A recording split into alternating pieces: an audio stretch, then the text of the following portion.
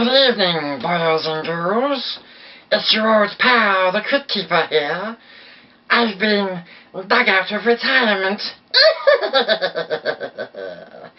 I've been asked to give you the scream, the crop, the top fright, and the beast of the beast of MA000001's horror comics.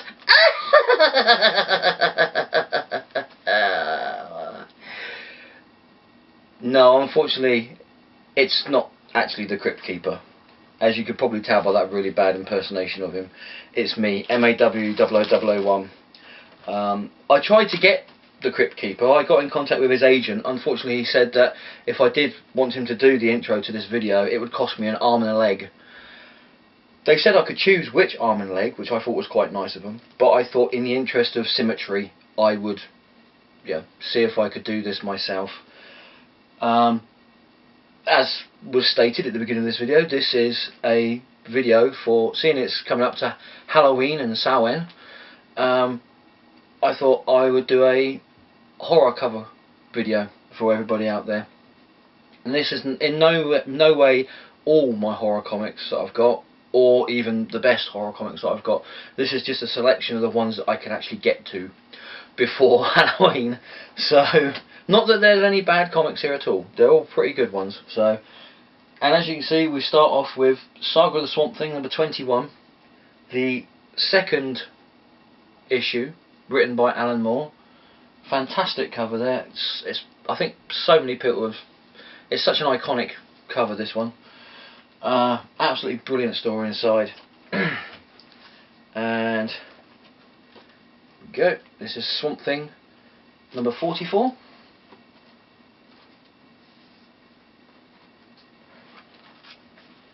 Another excellent Swamp Thing picture there. Number 38.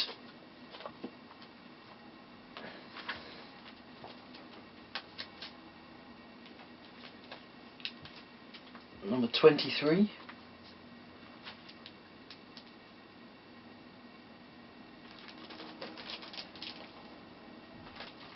Number 22. And a couple from the first series of Swamp Thing. I think this one has been on quite a few videos on YouTube recently. This is Swamp Thing number 7. Absolutely fantastic cover, and there's Batman in the story as well. Swamp Thing goes to Gotham City, and this is possibly one of my favourite Swamp Thing covers of all time. Swamp Thing number 11.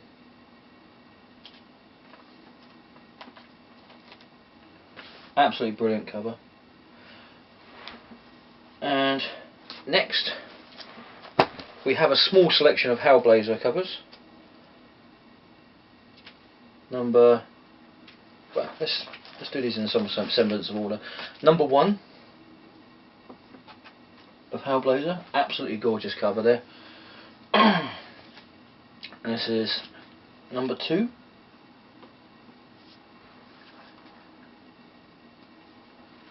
I mean, if you're watching this video and you haven't read the early issues of Hellblazer, they are just phenomenal, absolutely amazing. Jamie Delano is a brilliant writer on this, on the first few issues. And number 11. This, if I remember correctly, this is a very, very spooky story about John Constantine and what happened to him in Newcastle, and why he ended up being locked away in a mental home for quite a few years after it. It is really considering it's a comic, it is quite a disturbing horror story in this one. And we got number 17, and the Hellblazer Annual number 1 from 1989, again written by Jamie Delano.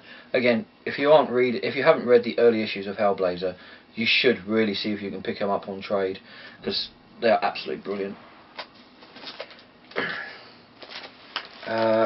Next we have, so I'm just going to put out so I've got a bit of a back to it.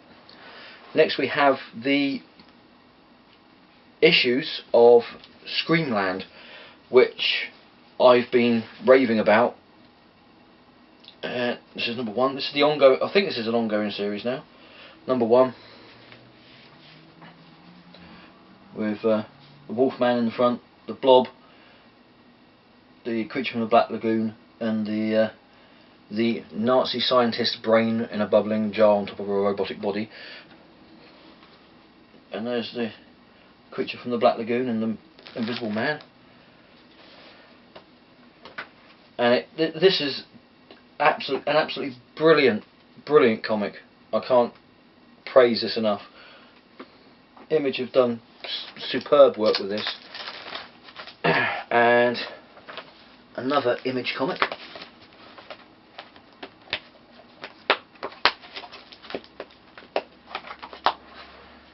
Here's this one. This is the first 2 issues of Witch Doctor. Another excellent horror comic. This one's very Lovecraftian. It's number 2. Absolutely fantastic miniseries. This Witch Doctor has been so far. It's a pity that it's on its last issue this month.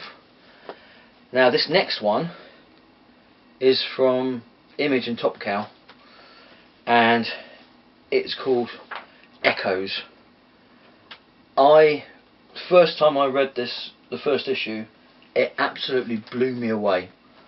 Totally blew me away. This is an amazing horror comic. It's a 5-issue miniseries. It's probably going to be coming out in trade soon. It's black and white. Absolutely brilliant. It's about a man who suffers from mental illness. It's not quite, I don't think it's quite discussed what mental illness he suffers from, but he's on medication for it. And his father's on his deathbed. And he goes to meet his father, and just as he dies, his father turns around to him and says, "Don't let them find the little ones." And he's thinking, what does that mean? He ends up going back to his father's home, his home, you know, his old home, and he's looking around the place, and he finds this secret room. And inside the secret room is a box with all these little dolls, and the little dolls are actually made out of human skin and human hair, and it follows basically his descent into utter insanity and madness, trying to find out what was going on in that room and what happened in that. And it is an absolutely amazing mini-series. I've read that possibly they're going to do a part 2 of this, and it is open. The last issue is open. I'm not going to disturb it for you. You know, I'm not going to ruin the ending for this for you, because it is, you know, such a brilliant comic. If you want to know what finds out, sorry, such a good comic. I can't even speak English now. If you want to know what happens and want to find out what happens in the end of it, you really need to buy this comic. If you can't get it in the single issues, get it in a trade when it comes out, if it does. Okay, and number 5. And what else do we have here? Let's go on some movie adaptations. This one's by IDW. Has anybody seen? It was quite a long time ago. You might not have seen it. There was a little British independent film called Shaun of the Dead. No, with a guy called Simon Pegg in it. I don't think it done very well. But this is the 4-issue miniseries by IDW, which follows the story pretty well, and there's a few bits and pieces in there as well, which little extras in there that weren't in the movie. Number 2. Number 3. And number 4. And again, if you haven't got this, see if you can pick it up on trade, because I'm sure they've got it on trade. Now, this next one is possibly my favourite movie of all time. Absolutely favourite movie of all time. It's from Dark Horse Comics. It's from 2008, and it is the comic book adaptation of The Evil Dead. A fantastic film. If you haven't seen it, where have you been? Number 2.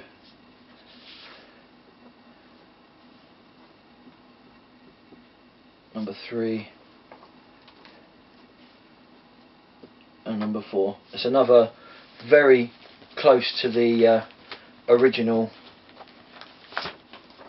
concept of the film for the adaptation of this, and again it's absolutely brilliant.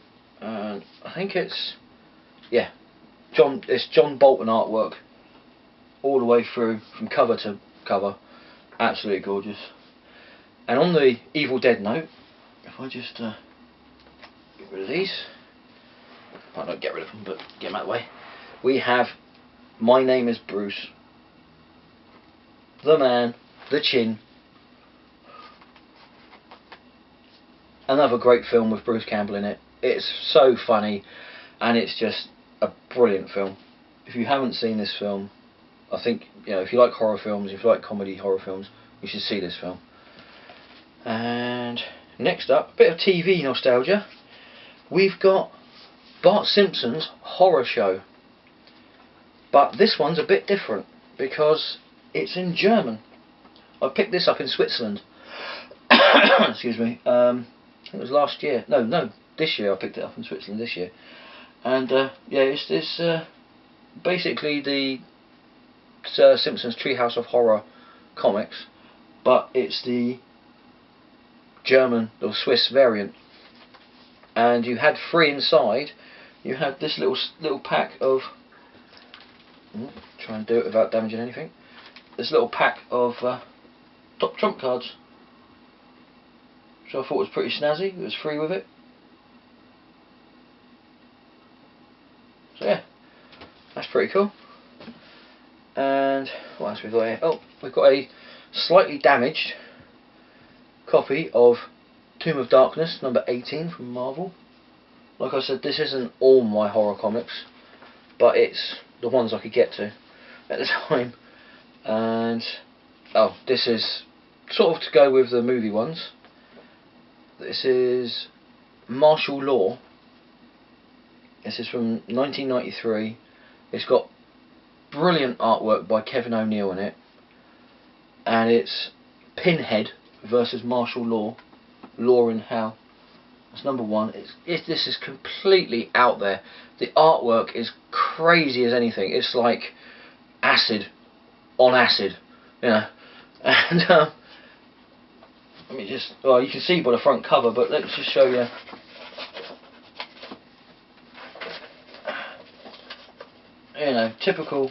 Typical wonderful Kevin O'Neill artwork.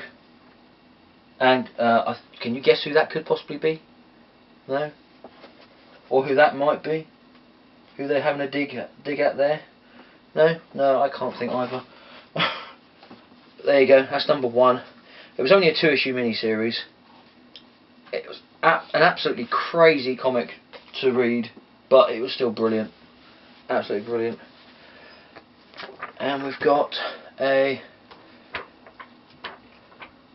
possibly one of the finest horror comic artists around, Bernie Wrightson, Master of the Macabre number 4. How many covers to horror comics has he done? It's absolutely amazing. And this one's from Carlton. This is the Many Ghosts of Dr. Graves, which I think I've seen banded about a couple of times on YouTube as well. And we have some Phantom Strangers. I didn't even know I had these ones until I started looking at my boxes. This is Phantom Stranger number 9 from 1970. Pretty beat up, but still readable and still enjoyable. A bit of voodoo there for your horror fix. And this is Phantom Stranger number 14 from 1971. This one I've seen on eBay mistakenly put on it as featuring Swamp Thing in it. Swamp Thing has got nothing to do with this comic. Okay, if you see anything, if you're in England, if you're in the UK, and you see anything on eBay that says that this comic is to do with Swamp Thing, this has nothing to do with Swamp Thing whatsoever. Okay, it's not a second showing of Swamp Thing or or anything. It's just you know, a Phantom Stranger story. And we're coming to the end now. This is the Vertigo Visions, which was a set of one-shots that DC Vertigo did, which had old characters like the Geek, Brother Power the Geek, and the Prez. And this one, I think they've done one for Tomahawk as well. And this one is Doctor 13, and it's pretty way out there, but it's still a pretty good read. And this one is another DC Vertigo. This is Vamps, Hollywood in Vain, for all you vampire lovers out there. This is only number 1 of a 6-issue miniseries. I think this is the second 6-issue miniseries they had out for this. I do have the rest of them, but like I said, this is the ones that I can actually get to. And we have a pretty interesting take on the zombie mythos from Image, which was called 68, which from what I remember was the Vietnam War if zombies were real. It's pretty gory artwork in there, but it's still a nice story in that. And for the